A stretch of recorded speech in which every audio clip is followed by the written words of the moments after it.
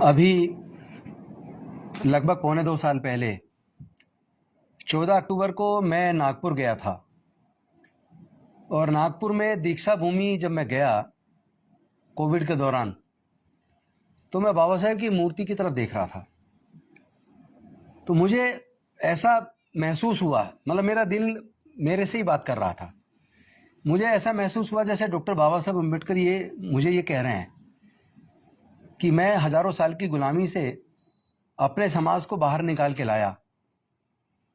चार चार बच्चों ने मेरी जान गंवा दी और कितनी मुसीबतों के बाद इस कारवां को यहाँ तक लेकर आया। और ये मुझे समझ आ गया था कि जाति की वजह से जातिगत उत्पीड़न है और यहाँ काफ़ी प्रयास करने के बाद भी मैं जातिवाद को ख़त्म करने में सफल नहीं हो पाया। तो अगर अपने लोगों को जातिगत उत्पीड़न से बचाना है तो हमें अपने बुजुर्गों की सांस्कृतिक विरासत में बुद्ध के धम्म में आना होगा। और उसी के साथ संकल्प के साथ उन्होंने 14 अक्टूबर 1956 को बौद्ध धर्म की दीक्षा ली। लेकिन मैं तो 1 महीना 22 दिन बाद निर्वाण प्राप्त हो गया। मेरे बाद तुम लोग जो बाहर गुलामी से निकाला, आपको अच्छे अच्छे पदों तक पहुंचाया, आपके पढ़ने के रास्ते खोले, आपके नौकरी के रास्ते खोले, आपके एमपी एमएलए मंत्री बनने के रास्ते खोले, क्या तुम सारे गद्दार साबित हुए? क्या तुम मेरा ये सपना है कि हमारे देश से जाति के नाम पे जो उत्पीड़न है खत्म हो और एक प्रबुद्ध भारत बने, बौद्धमय भारत बने, जहां सबके लिए समता, स्वतंत्रता, बंधुता और न्याय हो, सबके लिए प्रज्ञा हो, सबके लिए सील हो, करुणा हो? क्या ये जो मेरा सपना था भारत को बौद्ध में बनाने का, क्या तुम मेरी इतनी नकारा और निकम्मी औलाद हो कि मेरा सपना पूरा नहीं कर सकते? मतलब ये मैं खुद बाबा साहब के देखते हुए ऐसा फील कर रहा था कि जैसे शायद वो मेरे से ये कह रहे हैं। मैं वहां से बाहर निकला, बाहर कुछ मीडिया के साथी खड़े थे, तो मैंने उनके सामने यही बात बोल दी और मैंने कहा कि 2025 तक हम 10 करोड़ अपने लोगों को अपने बुजुर्गों की सांस्कृतिक विरासत में बुद्ध के धम्म में वापस लेकर आएंगे। वापस जब मैं दिल्ली आया तो हम लोगों ने मिशन जय भीम जो हम लोगों ने बनाया था, उसको बने कुछ महीने हुए थे, उसमें अपने सारे साथियों के साथ इस पे चर्चा की। फिर जो अलग अलग प्रदेशों के प्रतिनिधि हमारे, उनसे चर्चा की। चर्चा करने के बाद फिर यह तय हुआ कि एक साथ 10 करोड़ बनाना, तो अनुभव कैसे होगा कि सफल होंगे असफल होंगे। फिर हमने इसको कहा कि इसका एक तरीका है, हम इसको चरणबद्ध करते हैं। हमने उसको 4 चरणों में बांटा कि हम 4 चरणों में दीक्षा का प्रोग्राम आयोजित करेंगे। पहला चरण इसी साल अशोक विजयदशमी को 5 अक्टूबर 2022 को डॉक्टर अंबेडकर भवन, रानी झांसी रोड, करोल बाग, जो बाबा साहब ने अपने अकाउंट से चेक काट के खरीदा था, उसी जगह पर, उस पवित्र भूमि पर इस बार 5 अक्टूबर को दीक्षा दिवस के दिन 10 करोड़ से ज़्यादा लोग अपने बुजुर्गों की सांस्कृतिक विरासत में वापस आएंगे। कुछ लोग कह रहे हैं कि आप धर्म परिवर्तन करवा रहे हो, तो मैं उनको बता देना चाहता हूं, मैं धर्म परिवर्तन के बेहद खिलाफ हूं। हम कोई धर्म परिवर्तन नहीं करवा रहे। हम सिर्फ ये लोगों को समझाने का प्रयास कर रहे हैं कि जिस तरह घर से कोई आदमी निकलता है और वो दूर चला जाता है और मान लो उसकी याददाश्त खो जाए, वो रास्ता भटक जाए, जब उसकी याददाश्त वापस आ जाती है, उसे अपने घर का रास्ता वापस याद आ जाता है, तो वो वापस अपने घर ही तो आता है फिर। तो उसी प्रकार हमारे पूर्वज बौद्ध थे। हमारी बुद्धिस्ट संस्कृति भारत से गई, पूरी दुनिया ने स्वीकार किया। आज हमें जब यह एहसास हो गया अपना इतिहास पढ़ने के बाद कि हमारा इतना गौरवशाली इतिहास है, हमारे पूर्वज बौद्ध थे, तो आज हम अपने लोगों को अपने बुजुर्गों की सांस्कृतिक विरासत के बारे में, अपने बुजुर्गों के इतिहास के बारे में बता रहे हैं। तो पूरा समाज तैयार हो रहा है कि हम वापस अपने घर में आएंगे, अपने बुजुर्गों की सांस्कृतिक विरासत में बुद्ध के धम्म में वापस आएंगे। तो ये जो दीक्षा का प्रोग्राम है, ये बेसिकली अपने बुजुर्गों की सांस्कृतिक विरासत को सजोने संवारने का, अपने समाज को वापस दीक्षित करने का ये पर्व है।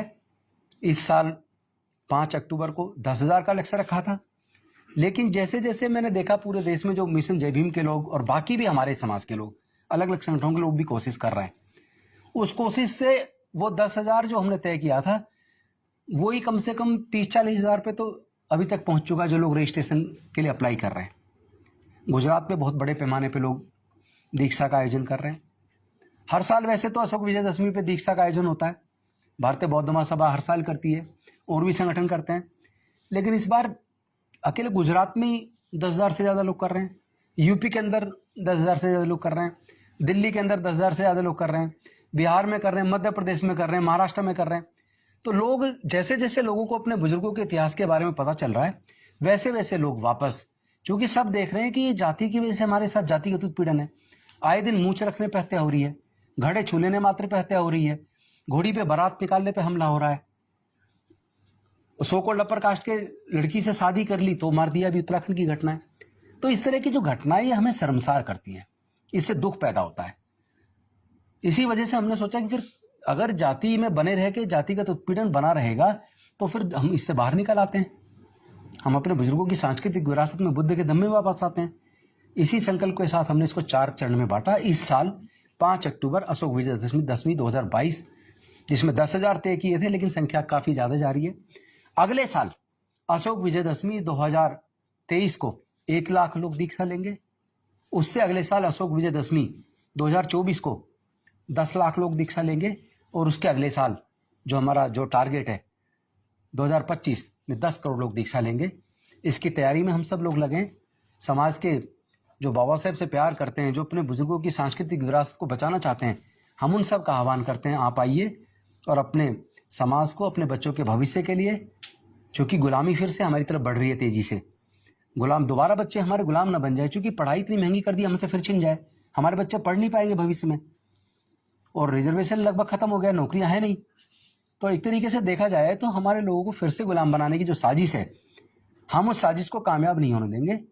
और उसको कामयाब फेल करने का एक ही तरीका है कि हम लोग ऐसी संस्कृति को, ऐसी सभ्यता को या ऐसे सामाजिक व्यवस्था को मजबूत क्यों करें जिसमें जाति पूछ के हमारी हत्या होती हो, जिसमें हमारे साथ जातिगत उत्पीड़न होता हो, जिसमें हमारे आगे बढ़ने का अवसर ना हो, जिसमें हमारे लिए कोई सम्मान ना हो, जिसमें हमारे स्वाभिमान पर बार बार हमले होते हों। तो ऐसी व्यवस्था को छोड़ के हम समता, स्वतंत्रता, बंधुता और न्याय पर आधारित, प्रज्ञा पर आधारित, सील पर आधारित व्यवस्था में वापस जाने का संकल्प हमने किया है। तो मैं तो आह्वान करता हूँ, आप लोग भी कवरेज करिएगा 5 अक्टूबर को अम्बेडकर भवन के प्रोग्राम में आके। वैसे पूरे देश में प्रोग्राम है, मुझे पता आप लोग भी लगभग सभी जगह कवर करेंगे, लेकिन मैं उसके लिए आपको आमंत्रित करता हूँ। और मैं निवेदन करूँगा कि हमारे सुधीर जी इस संदर्भ में अपनी बात रखेंगे। कोई धम्म के बारे में या किसी के बारे में कोई जानकारी, क्योंकि धम्म की जानकारी बाबा साहब के जाने के बाद में, 1956 के जाने के बाद में नागपुर के लोगों से भी मैंने काफ़ी बात की। उन्होंने बताया कि हमारे यहाँ भिक्खु नहीं होता था। धम्म की जानकारी क्या है उनको पता ही नहीं, क्योंकि बाबा साहब असम में चले गए, इसलिए धम्म का सारा काम बहुत लंबा पीरियड में आ गया और समझ में नहीं आया कि धम्म कैसे बढ़ाना चाहिए, क्या करना चाहिए, क्या नहीं करना चाहिए। जागरूकता का बड़ा अभाव रहा। जहाँ जहाँ दीक्षाएं होती रहीं, दीक्षाएं चलती रहीं, दीक्षा का अर्थ भी नहीं जान पाए। दीक्षा का मतलब लोगों ने, जैसे दीक्षित होते हैं यूनिवर्सिटी के अंदर, दीक्षांत कार्यक्रम होते हैं, दीक्षा अंत कार्यक्रम, वैसा ही समझा। पर बुद्ध का शब्द दीक्षा नहीं है, दीक्षा शब्द है। तो अभी तक हम ओरिजिनल शब्द धम्म दीक्षा पे भी नहीं पहुंचे हैं। दीक्षा माने देखना, सीखना, जानना। भारत एक समय तक ऐसा था जब यहाँ लगभग सभी लोग दीक्षित थे, यानी देखना जानते थे। आप कह सकते हैं जागृत थे।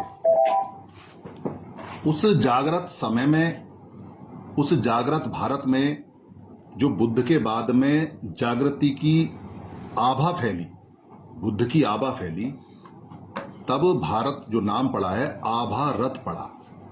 यानी आपको जान के बड़ा आश्चर्य होगा कि बुद्ध के बाद बुद्ध की आभा में रत रहने वाले लोगों के कारण इसको भारत कहा गया। आ खत्म हो गया, भारत खाली रह गया। और अशोक के समय महाभारत था, क्योंकि अशोक के समय आपके पास भूटान था, नेपाल था, चीन का हिस्सा था, म्यांमार था, आज का पाकिस्तान था, अफगानिस्तान था, ईरान का हिस्सा था, उधर जो हमारा मंगोलिया उसका हिस्सा था, नेपाल, भूटान, ये सारे जो कंट्री थे।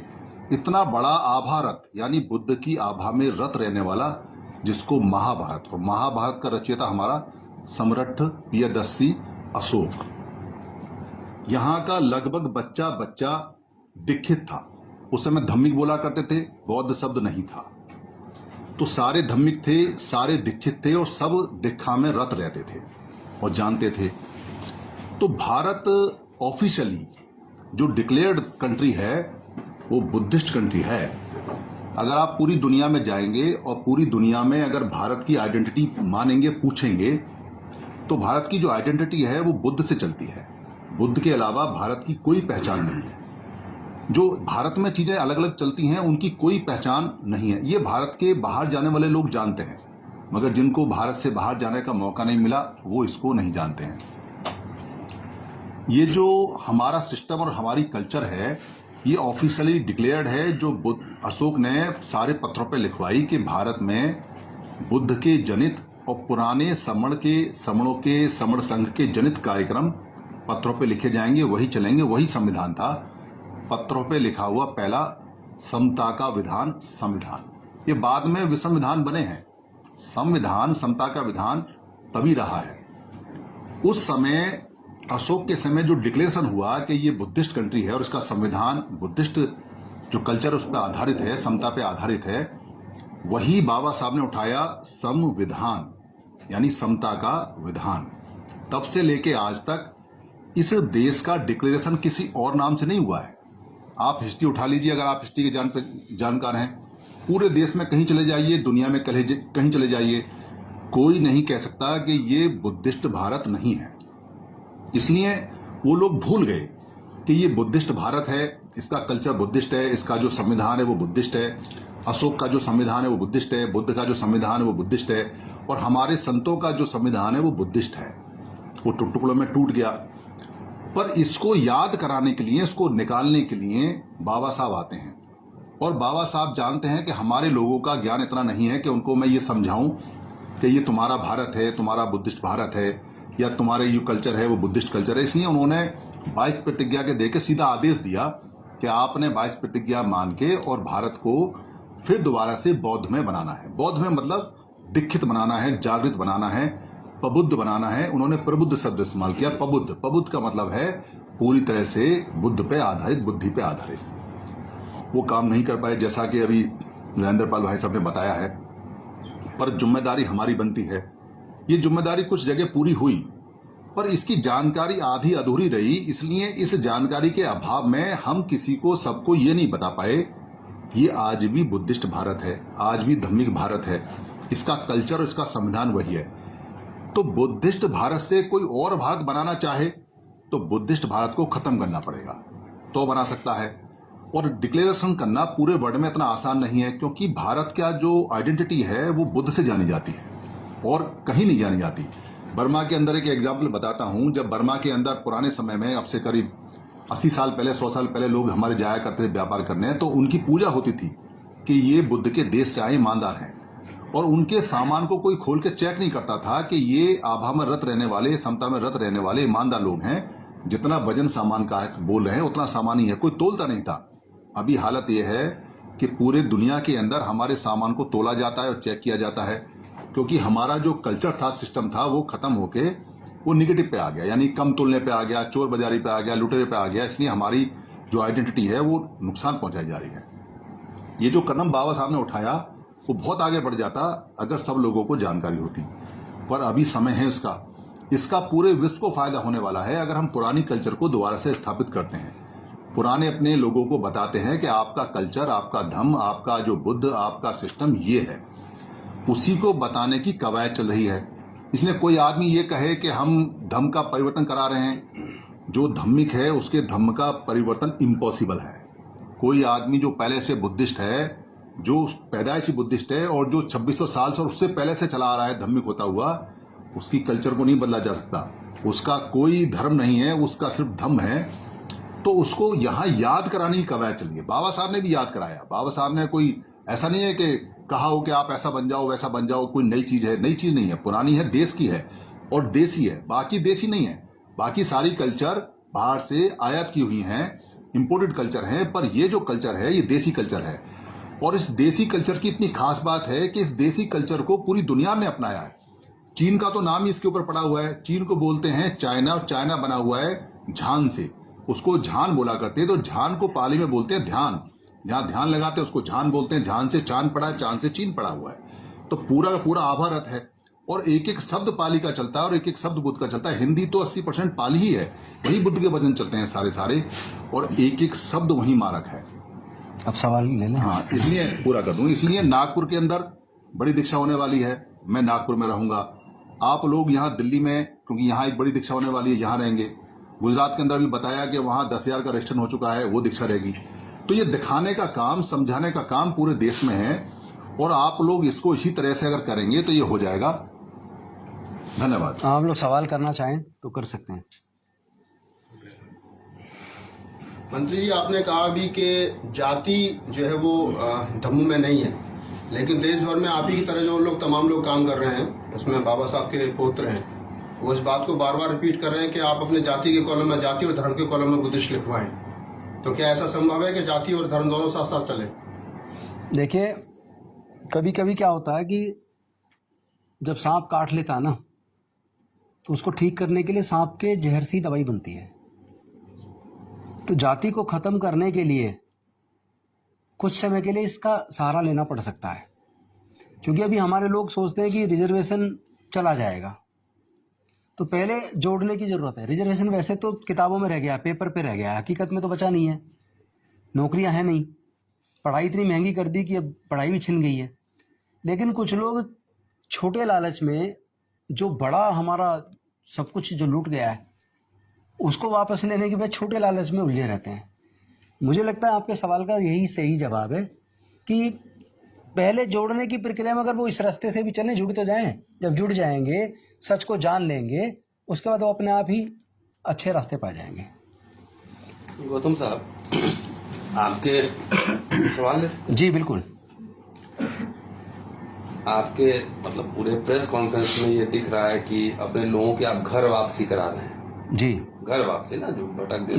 घर वापसी पर वो शब्द हम इसलिए नहीं बोलते, वो शब्द उनका है। रिमाइंडर, हम अपनी संस्कृति में वापस लाने की बात कर रहे हैं। परिस्थितियों के हिसाब से शब्द याद दिला रहे। बिल्कुल। टेक्निकली जो है ना चेंज होते हैं, और उसी में खेला जाए तो ज्यादा बेहतर मुझे जी। लगता है। दो सवाल हैं कि एक तो धर्म और विचार अपने आप ट्रैवल नहीं करता है और उसको फैलाना पड़ता है, और बाबा साहब ने लिखा है इसको फैलाने के लिए प्रोफेशनल जो है ना भिक्खू, उनको सैलरी दिया जाए। आप तो एक साधारण उपासक हैं और कोशिश कर रहे हैं, इसके लिए बधाई की। कम से कम सिविल सोसाइटी के लोग, जहां तक हिंदी प्रदेश का मेरा अनुभव है, मिडिल क्लास सिविल सोसाइटी के लोग बुद्ध के आइडियाज पे बात कर रहे हैं और उसको प्रचार कर रहे हैं।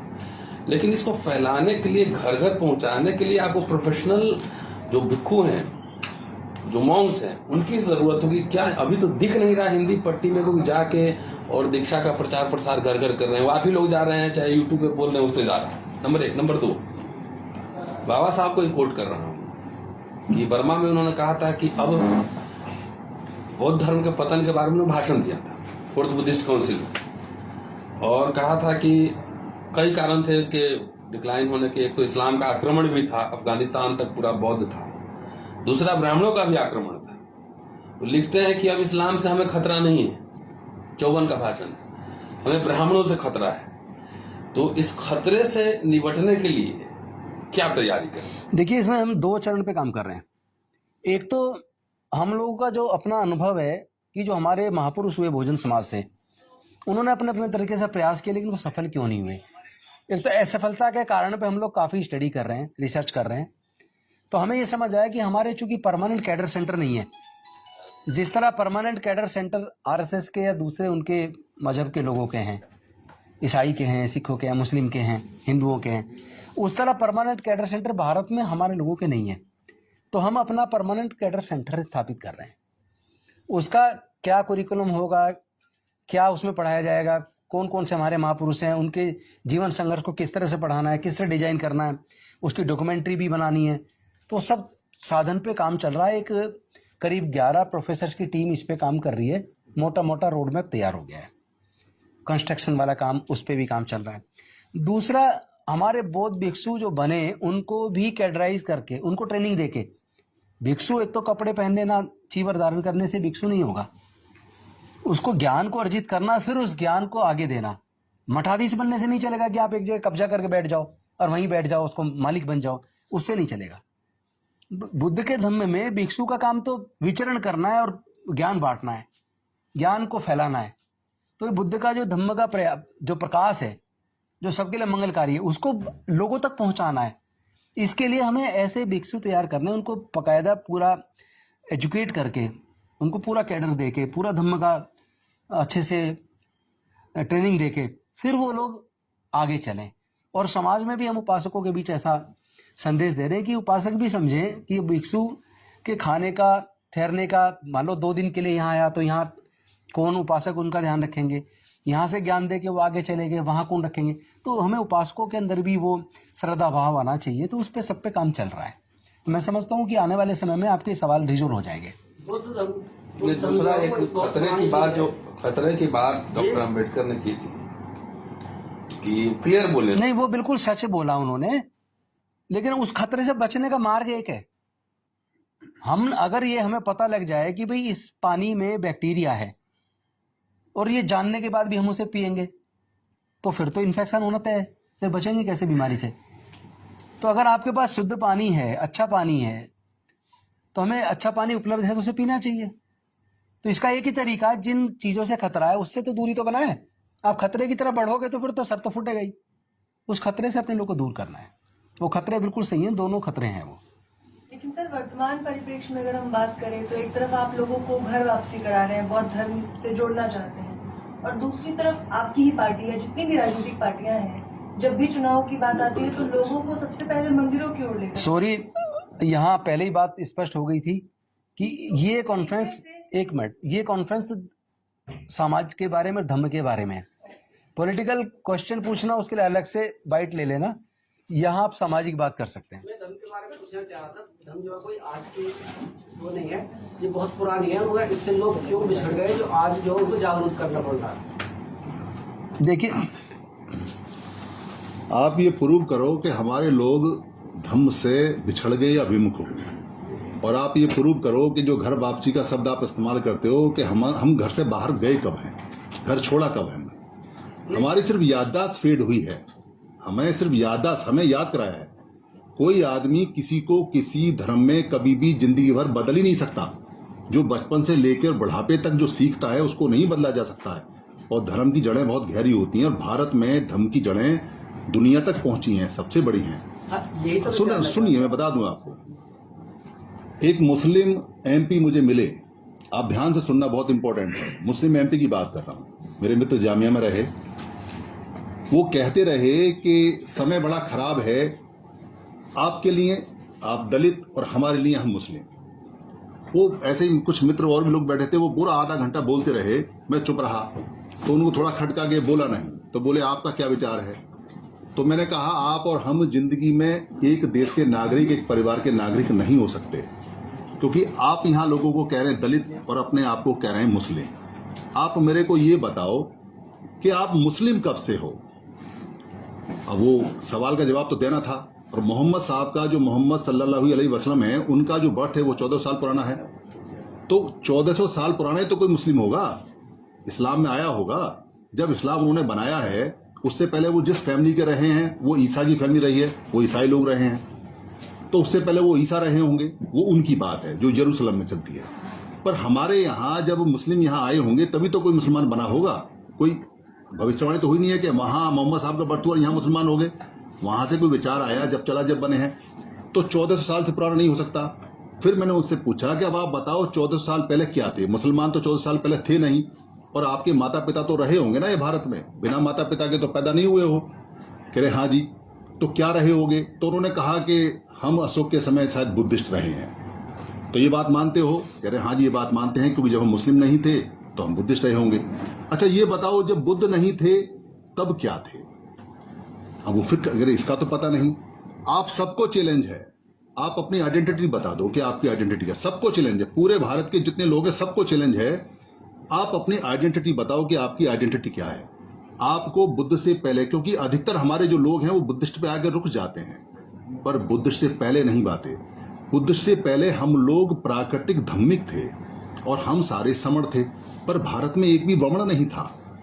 वो कल्चर जो है वो कल्चर बुद्ध ने बताई है, इसलिए बाबा साहब का आदेश है कि आपको उस बुद्ध की कल्चर में आना है। 5 ये तारीख है। का प्रोग्राम है, उसके रिलेटेड सवाल पूछा जाए या कैबिनेट अब नहीं चल रहा, ठीक है? किसी को अनुमति नहीं है 5 तारीख के अलावा कोई सवाल पूछना? सर एक बेसिक से सवाल है जो हम लोग जूझते हैं उससे, और हम लोग जो खबरें चलाते हैं उसके बाद कई फ़ोन भी आते हैं कि लोगों के मन में एक बात रहती है कि जब हम बुद्धिस्ट बन जाएंगे तो उसके बाद हमारे रिजर्वेशन का क्या होगा, क्या हमें रिजर्वेशन का लाभ मिलेगा कि नहीं। आप पेशे से एडवोकेट भी हैं, इसको क्लियरिफाई करिए। संवैधानिक दृष्टि से अगर बात करूं तो 2016 में गवर्नमेंट ऑफ इंडिया से एक ऑर्डर निकला जिसकी कॉपी मैं आपको अवेलेबल करा दूंगा, मैंने बाकी राज्यों में भी भेजी है, कि आप कास्ट सर्टिफिकेट अप्लाई करते वक्त वो लिख सकते हैं, आपको अलाउ वो मिल जाएगा सर्टिफिकेट। मैं तो उससे एक कदम आगे बढ़ के बोल रहा हूँ कि रिजर्वेशन तो वैसे ही खत्म हो चुका है, हमें तो आगे का सोचना है। हम बौद्ध में बनेंगे, पूरा भारत हमारा, सारी प्राकृतिक संसाधनों में हमारा हिस्सा कहाँ है? हम व्यापार में नहीं है, हम तो कहीं भी नहीं है, तो हमारे पास है क्या? और नौकरियां बची कहाँ हैं? छोटे लालच को छोड़ के अब पूरे देश के संसाधनों में हिस्सेदारी भागीदारी की बात करनी पड़ेगी। अब रिजर्वेशन की बात छोड़नी पड़ेगी। हमें देश के उद्योग में, देश के व्यापार में, देश के सारे प्राकृतिक संसाधनों में, एग्रीकल्चर लैंड में, जल जंगल जमीन में, जहाँ अरबों खरबों रुपया पैदा होता है, हमें उसमें सब में हिस्सा चाहिए। अब तो उसकी बात करनी पड़ेगी। सर एक छोटा सा सवाल है, मैंने कई बार पहले भी पूछा है। लगभग 70 साल से ज़्यादा हो गए हैं भारतीय बौद्ध महासभा को काम करते हुए। समता सैनिक दल भी लगातार धर्म शिक्षा करवा रहा है। जब इस बारे में खोज खबर हमने की तो दिल्ली एनसीआर के अंदर सिर्फ 3 गजेटेड बौद्ध निकले, पूरे दिल्ली एनसीआर के अंदर, जो कि रजिस्टर्ड बौद्ध हैं, गजेटेड। उसके अलावा हर साल इतने लाखों लोग बौद्ध बन रहे हैं, कभी श्रीलंका से, थाईलैंड से, बहुत कंट्री से। अंतानी जी, आप 4 साल बाद रिकॉर्ड चेक करना कितने नहीं, बौद्ध मैं उस बारे में जानना चाह रहा हूँ कि क्या इस बारे में भी हमारा जो मिशन जय में काम कर रहा है कि उनको, क्योंकि यूपी गवर्नमेंट ने, मैं ब्रीफ में आपको बता दूं। उन्होंने एक कानून बनाया है कि अब डीएम से पूछे बिना आप अपने धर्म को या धर्म को चेंज नहीं कर सकते। कहीं ना कहीं उनको पता था कि उत्तर प्रदेश के अंदर बहुत तीव्र गति से बौद्ध धर्म की तरफ लोग वापिस आ रहे हैं। तो ऐसा मिशन जय में भी कुछ। अंतानी जी, एक बात तो मैं बड़ी इस बात से खुश हूं कि सारे पत्रकार आपका आदेश मानते हैं और जानकारी लेने के लिए रुक जाते हैं। दूसरा सवाल का जवाब ये है कि जो और मत हैं उनमें कहाँ सर्टिफिकेट, और पूरे दुनिया के अंदर जो मत है कौन गजेटेड सर्टिफिकेट देता है और कौन मत का सर्टिफिकेट है और किसके पास है? हमारे पास अशोक का सर्टिफिकेट है कि भारत बौद्ध में भारत है, वो अपना सर्टिफिकेट दिखाओ भाई, तुम कौन हो, क्या हो। उनके सर्टिफिकेट कोई पूछता नहीं, आप अपने सर्टिफिकेट अपने लोगों से बात करते हो। यहाँ जो बात कर रहे हैं, एक सेकंड, यहाँ जो बात कर रहे हैं, एक सेकंड लूंगा बस, यहाँ जो बात कर रहे हैं कि शेड्यूल कास्टों के बौद्ध बनने की बात नहीं है, इसको थोड़ा वाइड कर लो। भारत के अंदर इतने से वमन हैं और इतने समण हैं, जब ये सारे अपने कल्चर में, अपने धर्म में, अपने बुद्ध में आ जाते हैं तो आपका संविधान ये कहता है जिसकी जितनी संख्या भारी, बताओ क्या चाहिए हिस्सेदारी? फिर कहाँ दिक्कत है आपको? ये आरक्षण जैसी चीज तो हम देंगे, वो लेंगे थोड़ी, हम तो देंगे, देने वालों में से हम हैं। तो आप सोच को बड़ा करो, सोच बड़ा करने के लिए तो धम्म है, सोच बड़ा। अब आप अंबेडकर को खींच के अनुसूचित जाति में ले आओ और छोटा कर दो और संवैधानिक होके उनको विश्व जो उनकी विभूति है उससे खींच के नीचे तक ले आओ, दीना भाना जी को खींच के जाति में ले आओ, तो आपका क्या होगा? अब लड़ो जाति में, करो छोटे छोटे बनाओ घर। 6,743 ये हैं और 29 लाख संगठन है, तो 29,6,743 टुकड़ों में बटो और उसकी पत्रकारिता करो तो जीत जाओगे, बात खत्म होती है। सर, बौद्ध धर्म से लोगों को जोड़ने से आपका क्या मतलब है? क्योंकि बहुत सारे ऐसे लोग हैं, क्योंकि आप एक तादाद, बड़ी संख्या की बात कर रहे हैं, लाख फिर करोड़ तक। बौद्ध धर्म से मतलब है बुद्धि पे आधारित। सवाल दूसरा है, हाँ। सवाल ये है कि आप जिस संख्या की बात कर रहे हैं, ऐसे बहुत सारे बड़ी तादाद में लोग हैं जिनको मैं जानती हूँ कि वो बौद्ध हैं, धर्म से जुड़े हुए हैं, लेकिन हिंदू मोह को नहीं छोड़ पाते। गंगा में अभी भी वो विसर्जित करते हैं मूर्तियां, मूर्ति पूजन। मैं आप ही के सवाल का जवाब दे रहा हूँ, तो इससे उस मोह से कैसे मैं निकालता हूँ। एक्चुअली क्या है कि बौद्ध धर्म बुद्धि और ज्ञान पे आधारित धर्म है, वैज्ञानिक दृष्टिकोण पे आधारित धर्म है। धर्म में और धर्म में पहले तो एक तो अंतर करना सीखो। धर्मशास्त्र से चलता है और धर्मशास्त्र सवाल पूछने की, क्वेश्चन करने की इजाजत नहीं देता। धर्म ज्ञान से चलता है, बुद्धि और विवेक से चलता है, तर्क से चलता है, उसमें क्वेश्चन पूछने की इजाजत है, उसमें आडंबरवाद, पाखंडवाद के लिए कोई जगह नहीं है। तो जिन लोगों की आप बात कर रहे हैं वो लोग अभी उनके ज्ञान के चक्षु खुले नहीं है, जिस दिन उन्हें ज्ञान मिल जाएगा, जिस दिन समझ आ जाएगी, उस दिन वो अज्ञानता के रास्ते को छोड़ देंगे। अभी तो उन्हें ये पता ही नहीं है, जिस लाठी को वो तेल पिला रहे वो लाठी उनके सर को फोड़ रही है। ज्ञान लेंगे कैसे? उनका ज्ञान का ग्लास ऑलरेडी भरा हुआ है उस नहीं, उसीलिए तो हमारी जिम्मेदारी है ये, इसीलिए तो हम ये सब काम कर रहे हैं। अगर वो पहले से ही विद्वान होते और ज्ञान के रास्ते पे चलते, अंधकार से दूर हो जाते, फिर हमें मेहनत करने की जरूरत नहीं पड़ती। इसीलिए हमें करनी है, क्योंकि वो गलत रास्ते पे हैं। उन्हें सही मार्गदर्शन की जरूरत है। उन्हें, जैसा इन्होंने कहा ना कि हम तो बौद्ध तो थे पहले से ही हैं, याददाश्त चली, याददाश्त वापस दिलानी है, वही काम करना है। आपका जो Thank you. फोल्डर है, सवाल है सर कि जो कॉन्स्टिट्यूशनल टर्म्स में कि एक परसेप्शन बना दिया गया कि बुद्धिज्म मतलब शेड्यूल कास्ट, तो जो सम्राट अशोक के वंशज हैं हम लोग के, तो जिसमें खासकर किसान जातियां हैं, ओबीसी जिसको बाबा साहब ने कॉन्स्टिट्यूशनल कहा है, मराठा, जाट, गुर्जर, पटेल, इनको कैसे जोड़ेंगे? इसके लिए कोई रोड मैप है? जी बिल्कुल है। मैं आपको बताना चाहूंगा, ये किसी और ने नहीं बनाया। ये जो दलित समाज के कुछ लोग हैं जिन्होंने डॉक्टर बाबा साहब अम्बेडकर को, बुद्ध को अपने तक सीमित रख दिया है, वो लोग ये छाप लगा रहे हैं। बुद्ध का धर्म तो ज्ञान पे आधारित है, बुद्धि पे आधारित है, विवेक पर आधारित है। वो तो एक जीवन जीने का एक अच्छा मार्ग है। उसमें जाति के लिए, वर्ण के लिए कोई स्थान ही नहीं है। जो लोग अभी भी जाति में बने हुए हैं वो लोग फिर बौद्ध नहीं है। तो हम जो काम कर रहे हैं वो अपने लोगों को ज्ञान, जो बुद्ध का असली ज्ञान है, जो बाबा साहब देकर गए, रिमाइंड करा कर गए, उसको लोगों को एक तरीके से समझाने का प्रयास कर रहे हैं कि आप सच को जानो। किसी बात को राजेंद्र गौतम के कहने से मत मानो, सुधीर के कहने से मत मानो। जो बुद्ध खुद कह के गए कि किसी विद्वान ने कही है, मैंने कही है, बड़े पुस्तकों में लिखी, उससे मत मानो। पहले उसको जानो, उसको बुद्धि और विवेक की तर्कपूर्ण कसौटी पर कस के देखो, उसके बाद आपको लगे बात सही है तो मानो। तो हम तो सच्चाई का बोध करा रहे हैं। जैसे जैसे लोग सच्चाई को जान जाएंगे, वैसे वैसे ये जो जाति की बीमारी है ना, ये बेड़ियां टूट जाएंगी। आप विश्वास रखिए, आने वाला समय बहुत अच्छा है। Thank you very much. नमो बुद्धाय, जय भीम।